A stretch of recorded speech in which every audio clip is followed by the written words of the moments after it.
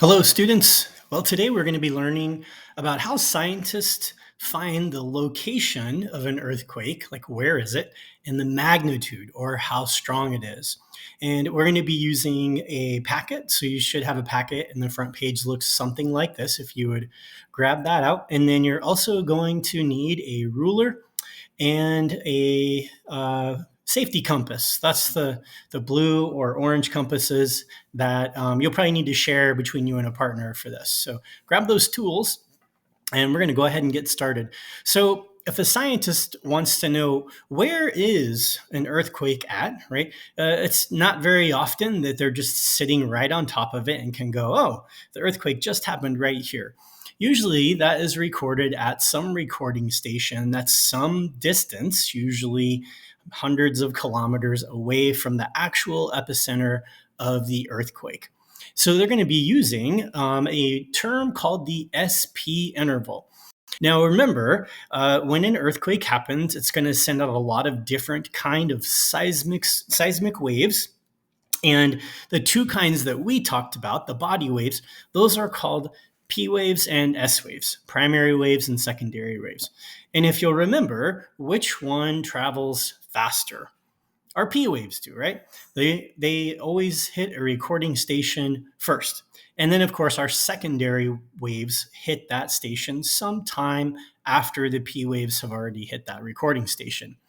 Now, to help us understand this term, SP interval, which is basically the time interval from when the P waves arrive at a seismograph, and then when the S waves arrive, so it's the interval between the arrival of the P waves and the S waves.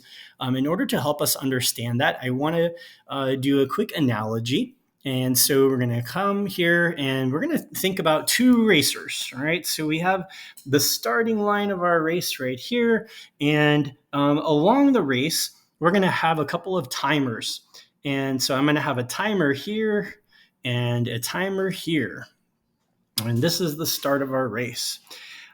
This is going to help us understand what this SP interval is. Now in red, I'm going to have a faster runner, and in blue, I'm going to have a slower runner.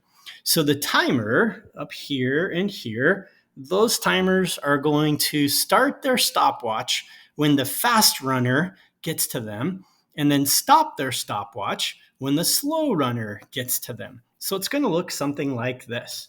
Here the race starts, and our red runner is cruising along. And when he or she gets to the timer starts the stopwatch. And all the while, the slow runner is working his way towards the timer as well. So at this timing station, the timer recorded an interval between when the fast runner got there, and then when the slow runner got there, of 15 seconds. All right. And this is a short race. So it's not like a marathon or something like that. Okay. Now let's look at the next timer. So again, the race is still continuing. And when the fast runner gets to the second timer, the timer starts his or her stopwatch. And then the blue runner, the slower runner, finally gets to that timer as well. And that timer records an interval of 30 seconds. Okay. Now, these runners are kind of like our P waves and our S waves. The faster runner is the P waves, and the slower runner are the S waves. And what we can see is when they first start, there's really not much of a separation between them, right? They're pretty close together. But as they get farther and farther from where they started, the time interval from when they get to those timers continuously increases. This is exactly what happens with our P waves and our S waves.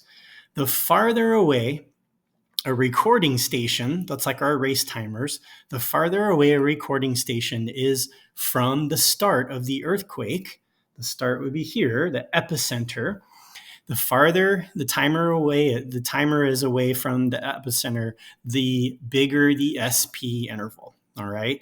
So you can imagine if a recording station was very close to an earthquake, the SP interval would be very short because the S and the P waves aren't very far away from each other. But if you have a recording station that's very far away from the earthquake, now that SP interval is going to be much higher because the P waves are traveling much faster, the S waves are traveling slower, and there's a larger separation between them. So a race is a really good analogy for helping us understand this thing called SP interval. Now, if a scientist wanted to say, okay, I have a recording station in Fort Collins, Colorado, and there was an earthquake somewhere that we recorded, and they needed to know, well, how far away is that earthquake? They're going to use the SP interval to figure that out. Now, real quick side note, when scientists do this, we're simplifying it. They use sophisticated computer models and record a ton of data that's very accurate. And for our purposes, we're doing this more of an analog way, which means like on paper here, to help you understand like what those computer models are actually doing when they're determining where the epicenter of an earthquake is and the magnitude of the earthquake. Okay, so they're going to take all this data that I have for you on your sheet. All right, they're going to take some known data and they're going to create a graph. And this graph is going to be sort of like, okay, well, this is about, our SP interval is about 80 seconds. Remember the SP interval is time in seconds.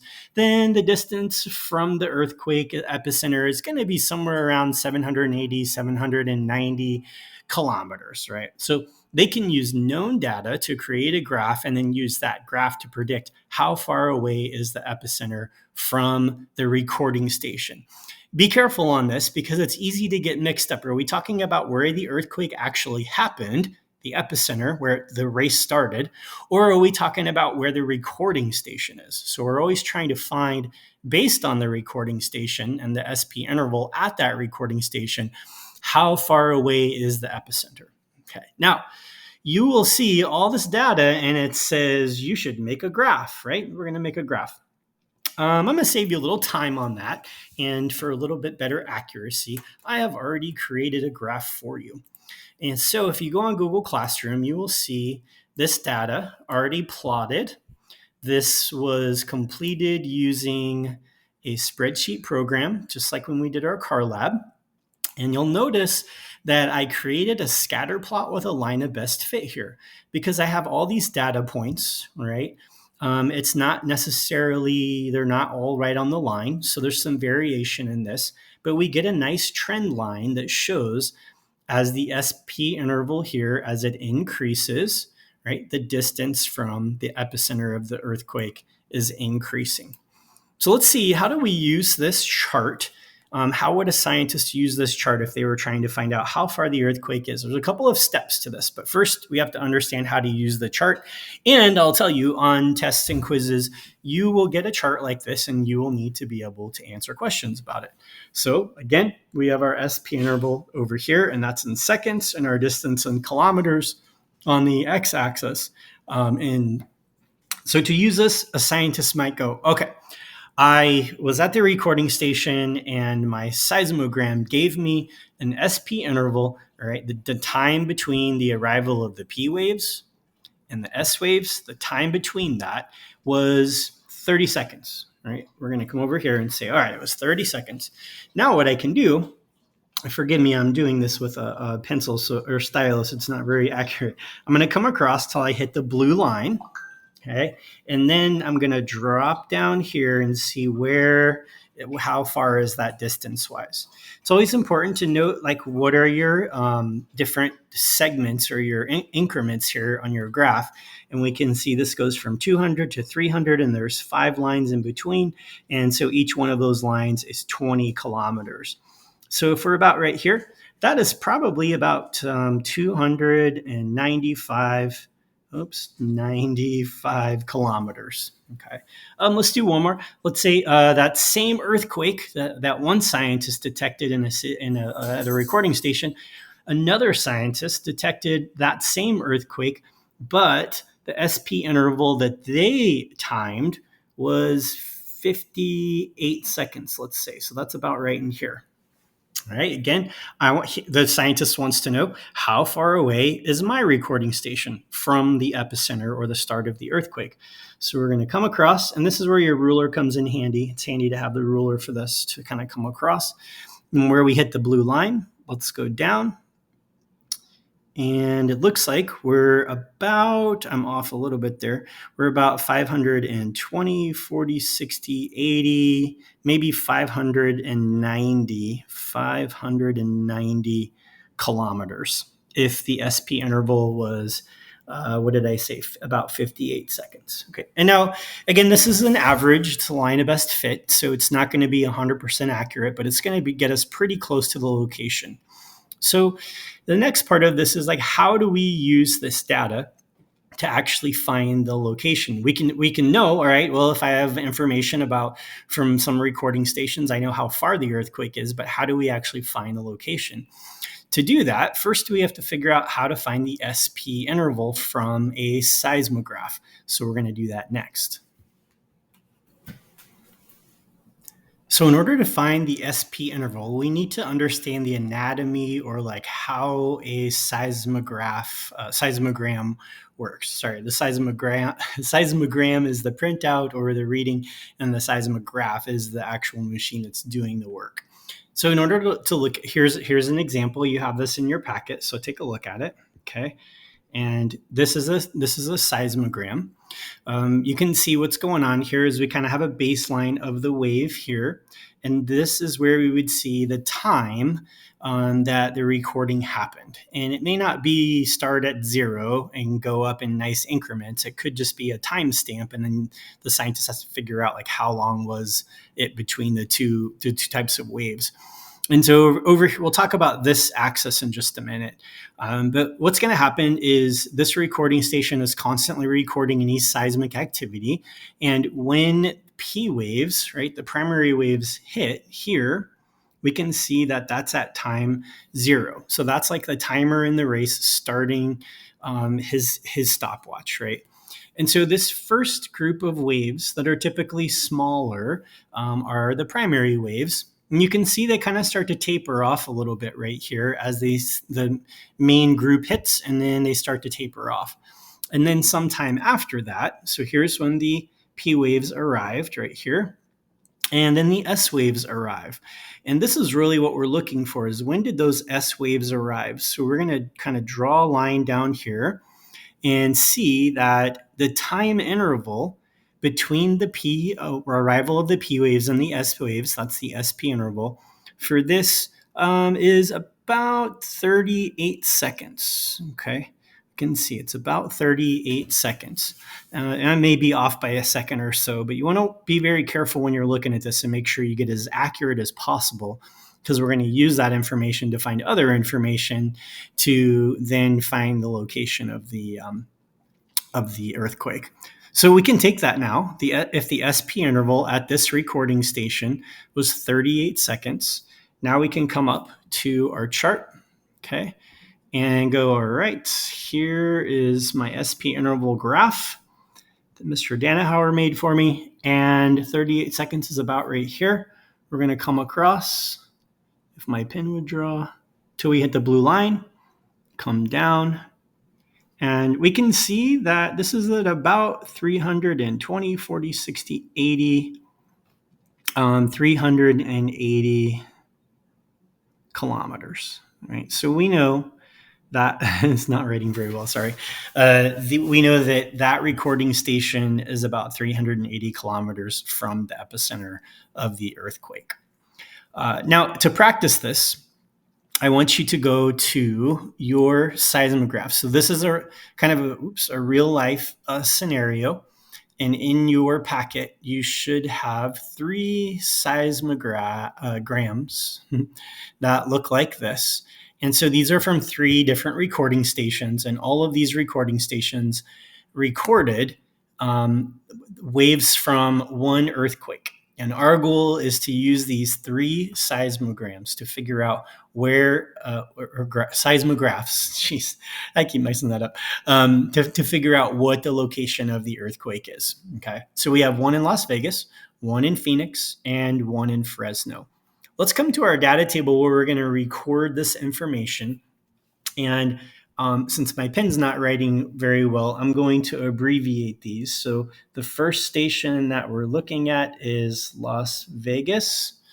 And the second station is Phoenix. Okay, so I'm going to put a P for Phoenix and then an F for Fresno. Those are the three stations that recorded this earthquake. There's probably a lot more, but we only need three, and that's going to be a key number for this. Three, we need three to find the location. You'll see why in a minute. So next we need to find the SP interval. All right, we're going to come up here to our Las Vegas map, and I'm going to show you how to do this one, and then you're going to pause and find the others on your own. So we're going to come up here. I'm on the Las Vegas seismograph. Oops, let me get my pen back up. Sorry. And I can see here are the P waves right here. And they start right here when the time starts, right? As soon as it detects those P waves. And if we look at the closest S wave here, when we start to see the S waves, that looks like it's just under 40. So I'm going to call that 39 seconds. That is going to be our SP interval for the station at Las Vegas.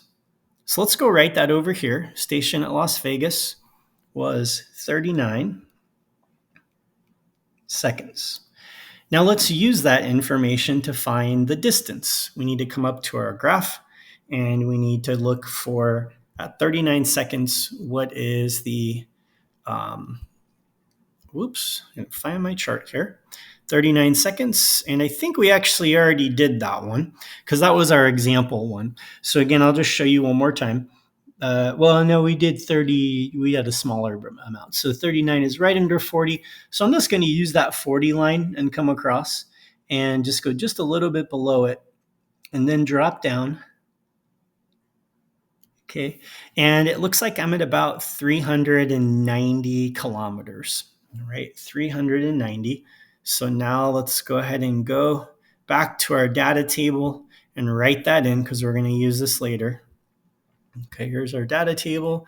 And at Las Vegas, I was at 390 kilometers.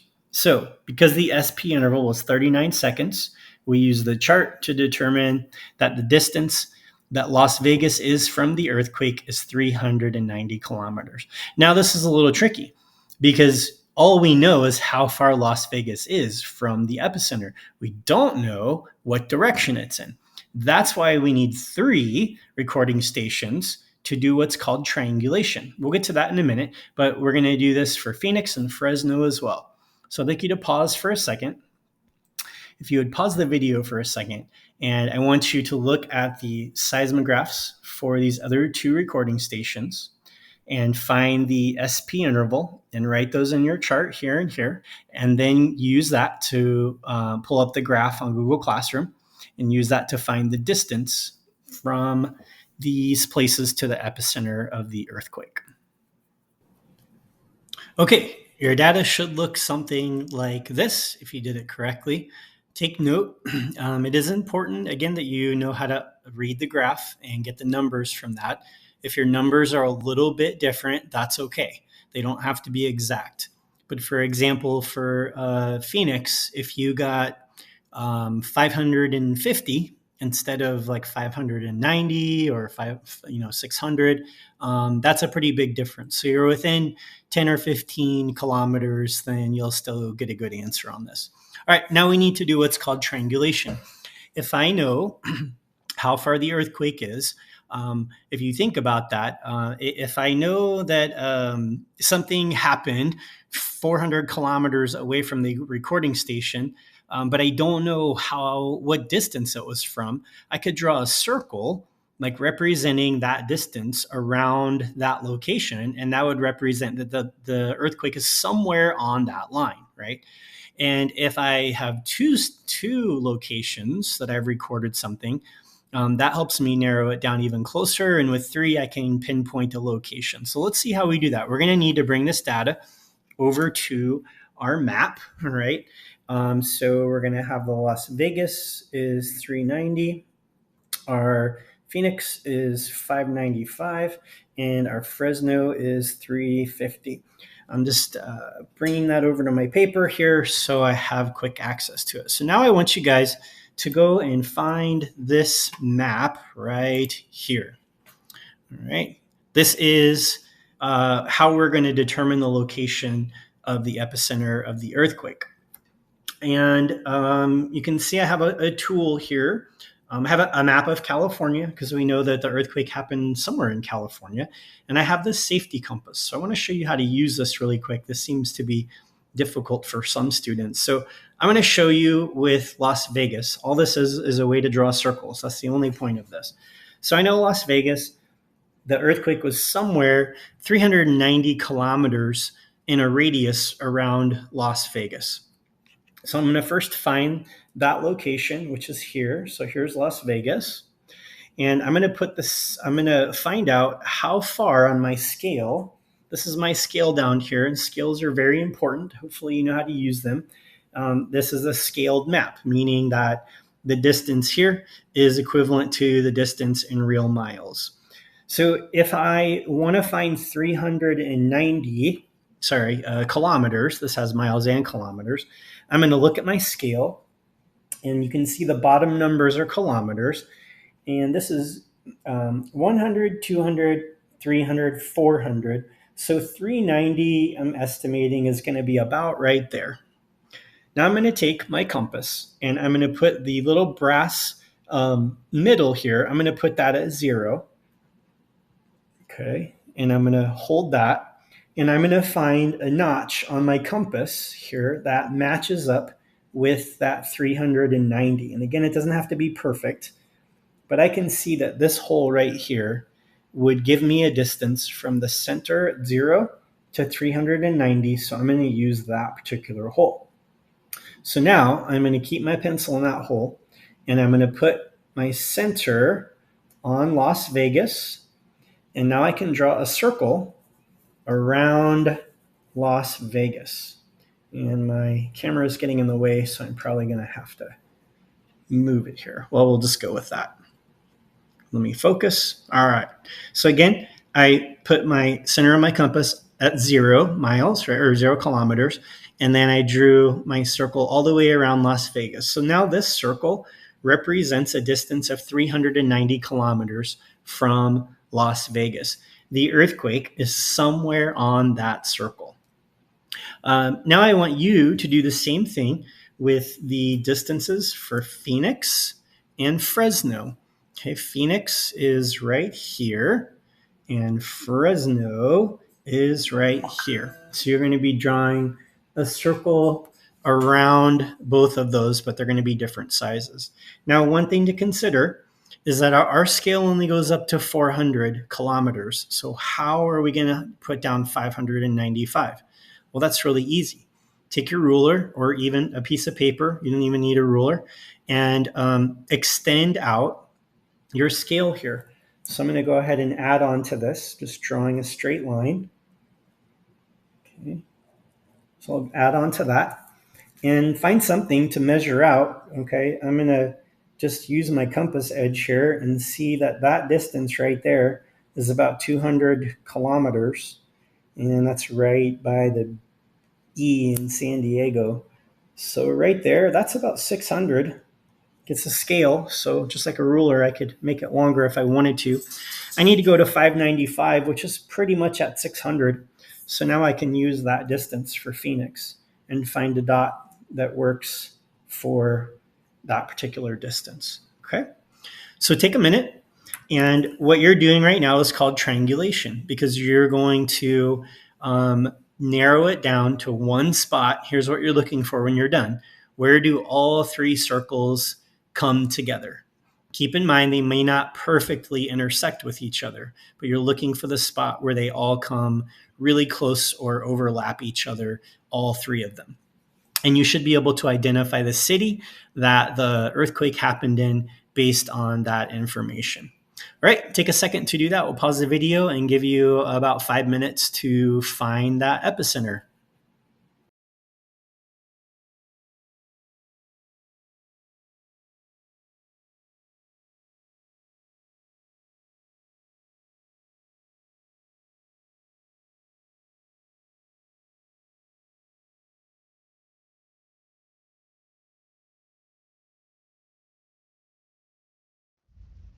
Now that we've found the location of the earthquake, let's find the magnitude.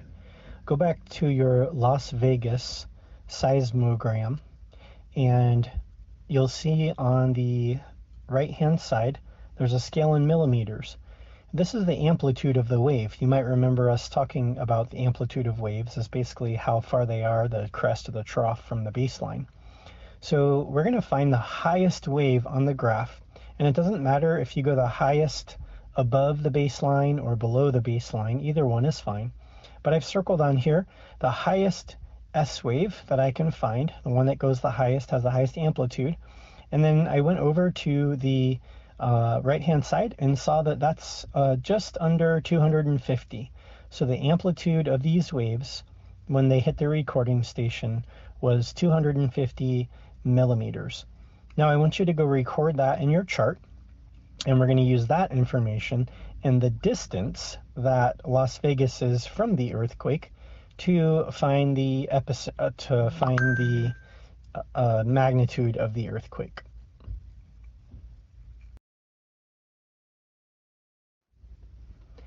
Now go into your packet and find the nomogram. It looks kind of like this without the blue line. It's next to your map. We're going to use this to find the magnitude of the earthquake, or how strong it is, based on the Richter scale. You'll notice there are three vertical lines. The first one is the distance, going from left to right. The first one is the distance that the recording station was from the epicenter of the earthquake. And then on the opposite side of that, on the right-hand side, is the amplitude of the waves. You'll notice I did my best to put a small dot at 390 for the distance, because that's the distance we found that Las Vegas was from the epicenter of the earthquake. And on the magnitude scale, I put a dot at 250, because that was the magnitude of the amplitude of the waves that we saw from the seismogram. And then I just used a ruler to connect those two dots. In the middle line, where the line crosses the middle scale, that is going to be the magnitude of the earthquake. And so my drawing is a bit rough here due to my limitations on recording, but you can see that it crosses right around the 6.4, 6.5 range. When you guys do this with the ruler, you'll probably get a little bit more accurate answer than mine, because it should be a little over 6.6-ish. Now I want you to do the same thing. You're going to actually plot the lines for all three of the recording stations. So we've already done Las Vegas here. Now I want you to go for Phoenix and Fresno. I want you to go back to your seismograms, and I want you to find the magnitude of the highest waves and record those on the chart where you put the distance. Then for each one of those, put a dot for the distance and the amplitude of the waves, and connect those dots with your ruler. So you'll have three lines, the blue one that I have, and then your two that you're going to plot, and they should all cross right about the same magnitude. And that's the magnitude of this earthquake. Okay, well, now we've figured out how to determine the magnitude of an earthquake and the location. And you'll find your assignment and practice on Google Classroom. Thanks, and Sko Ridge.